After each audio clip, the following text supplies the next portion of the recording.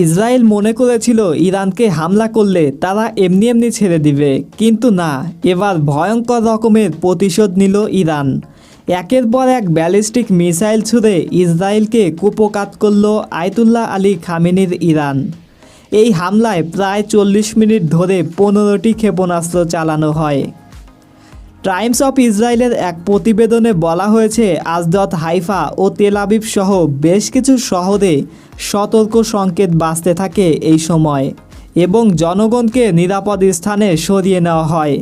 ইরানের চালানো এই মিসাইল হামলায় ইসরায়েলের দক্ষিণাঞ্চলের একটি বিদ্যুৎ স্থাপনা ব্যাপক ক্ষতিগ্রস্ত হয়, ফলে আশেপাশের অঞ্চলের মানুষগুলো বিদ্যুৎ বিচ্ছিন্ন হয়ে পড়ে।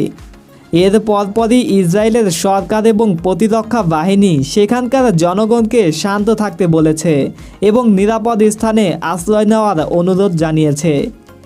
এদিকে ইসরায়েলের বিমান বাহিনীকে পাল্টা জবাব হিসেবে এই হামলা চালানো হয়েছে বলে নিশ্চিত করেছেন ইরানি এক সেনা কর্মকর্তা।